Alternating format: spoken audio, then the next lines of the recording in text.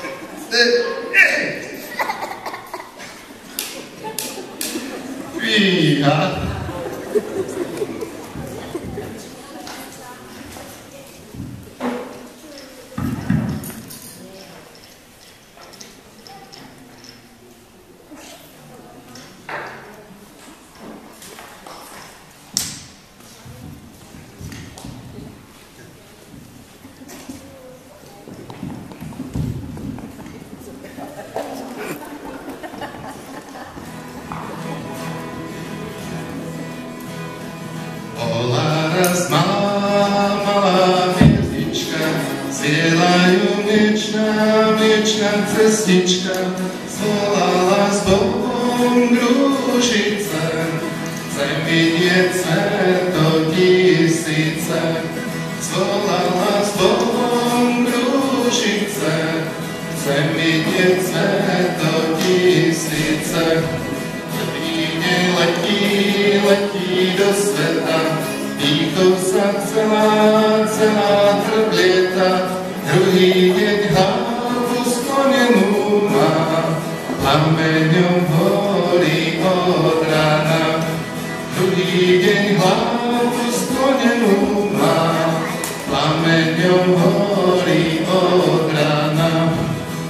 Ide na smrť znavená, spadla na hviezdách do skameňa, uhli sa hrúdy stouneté, schovali hviezdu do zeme.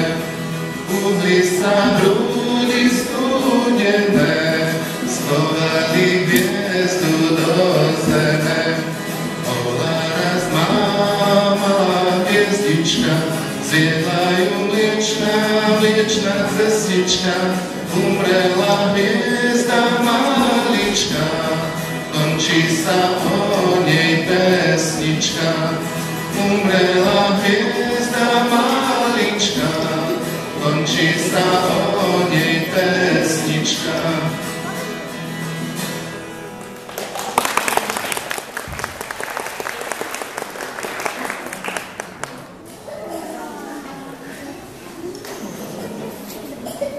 Chlapci, poď, som vám priniesol na večeru. Ty hlava kapustná, ale to sa nedá jesť. Za trest budeš celú noc strážiť Minehamu.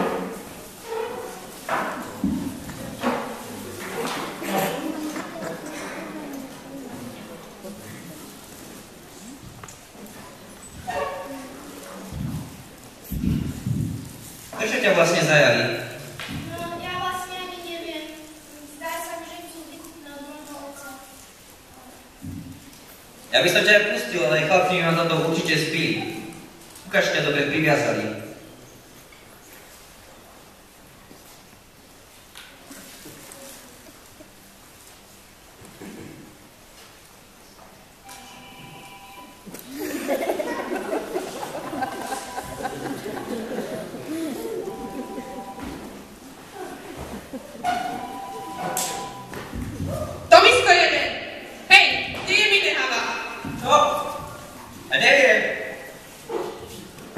si to zaviazali. No to určite, my sme ju zaviazali poriadne. Isto si rozviazal ty, teraz nedostaneme výkupné. Práca odtiaľto ty o zem jeden. A tak si náš milý Tom zbalil svojich pár švestiek do batôžka, obul si nové čižmy, ktoré si tam minulý týždeň ušiť u obuvníka a vybral sa do sveta. Jeho trápenie si všimol dobrotivý Manitu, po našom Pán Boh, a rozhodol sa, že ho vyskúša. Zobral na seba podobu chudobného starčeka a objavil sa pred chlapcom na ceste. Na stred cesty položil malú škatulku.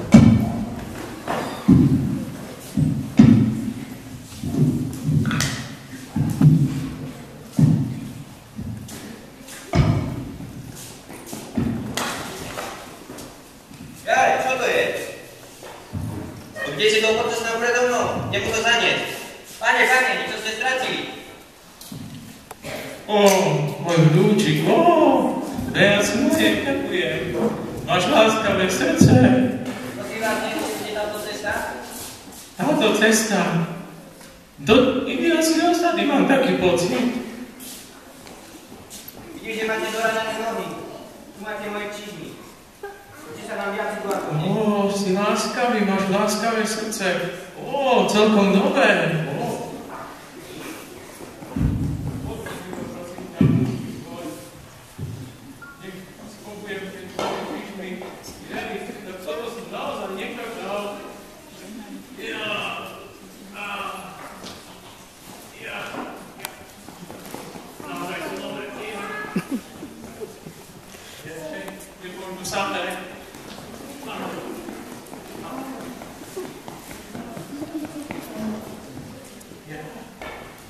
Úplne úžasné. Neprežeš deň. Kde ideš? Poď sem, práca. Vidím, že máš láskavé srdce, vnúčik. Tak si zober túto škatulku zalomenú. Ale dobre si ju opatruj. Ďakujem veľmi pekne.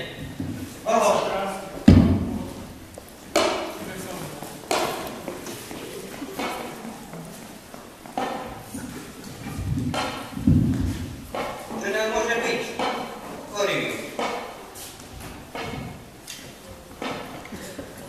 Trikrát ma otoč.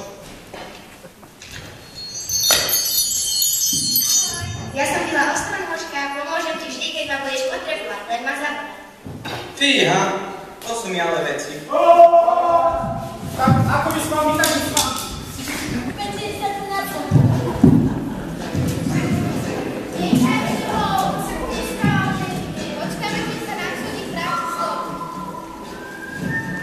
Aká prijazá, ako sa vlastne volá? Volám sa Tom, aby hľadil na hodiny kovojov, ktoré som ti pomohol. To mi je ľúto, ale patrí ti veľká vďaka za to, že si mi pomohol. Neboj sa, budem sa o teba starať a nedovolím, aby ti ublížili.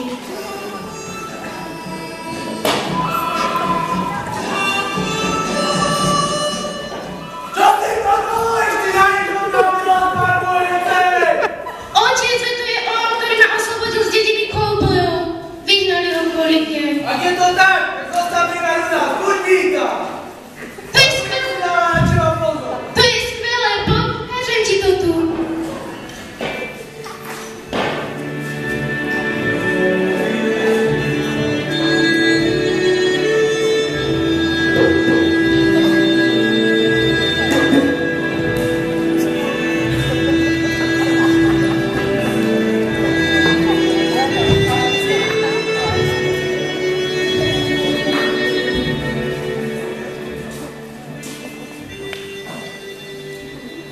Ľúbim ťa, vezmeš si ma? Áno, to je skvelé, poďme za otcom mu to oznámiť.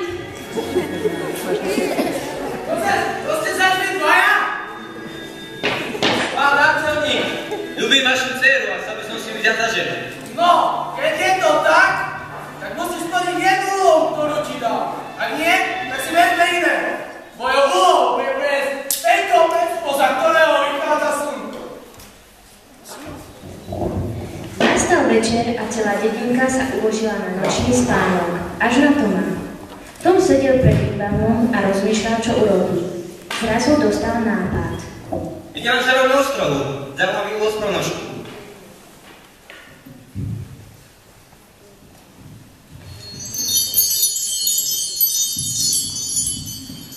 Konečne si môžem vystať kosti. Ako ti môžem pomôcť? Požiadal som náčelníkovú dceru o ruku a musím splniť jednu úlohu.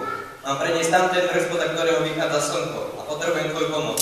Jasné, to bude maličkosť. Poď si pospať a ráno bude všetko, ako má byť. Ďakujem.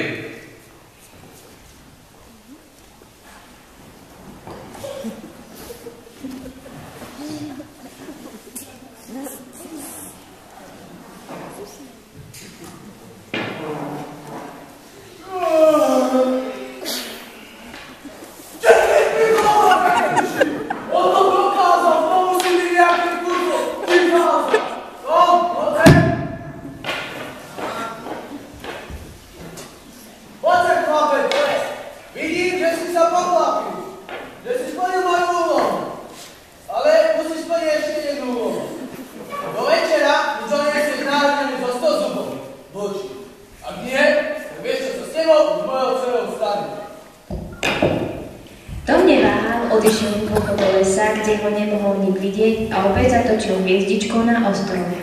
Hneď sa objavila biela ostrožka. Si máš, že si ma zazabla. Veľmi rada pomáham ľuďom.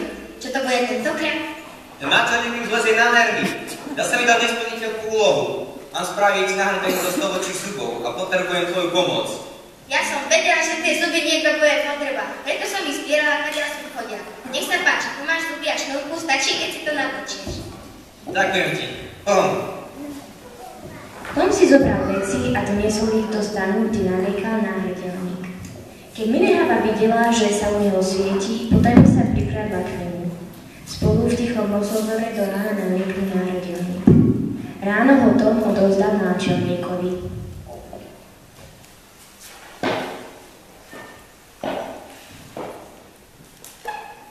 No vidím, že si splnil ďalšiu úlohu, ale musíš splniť ešte jednu. Musíš ísť do nepriateľského tábora, kovbojov a poraziť. Oče, to je splnil dve úlohy.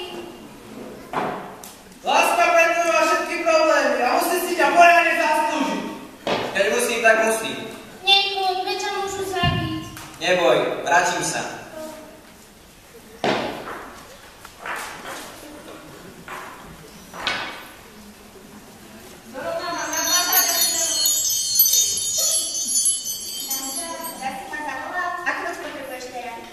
Potrebujem len tvoju radu. Mám poraziť nepriateľskú dedinu kovbojov a som ani len sám. V tom boju medzi kovbojmi a indiánmi musí byť raz a navždy koniec. Neboj sa využiť svoju odvahu a šikovnosť. Keď prídeš do dediny, povedz, že prichádzaš ako posol od indiánov a vyjednaj mier pre obe strany. Ďakujem ti, s Bohom.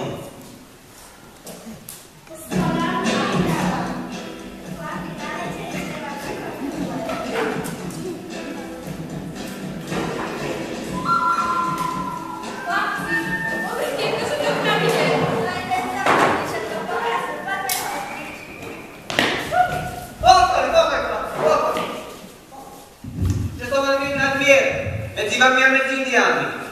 S nimi? No to určite. S nimi nechcem mať nič spoločné. Nebuď babelec, pretože s nimi nám môže priniesť isté výhody, napríklad dobrý obchod a zlato. No tak dobre, tak poďme to oslaviť.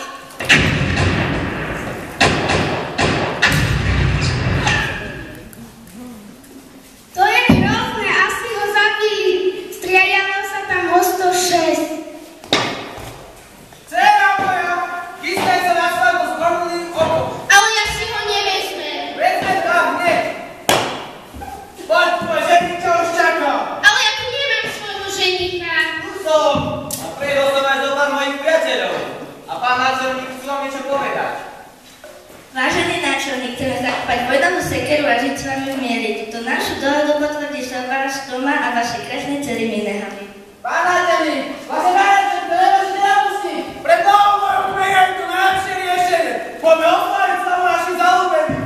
Počkajte, ešte zavolám jedného mojho priateľa.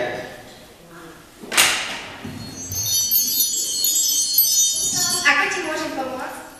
Ja sa ti chcem len poďakovať za všetko, čo si pre mňa spravila. A pozývam ťa na našu svadbu. Nakoniec po všetkých ťažkostiach sa konala veľká svadba, ktorá trvala 3 dní a 3 noci.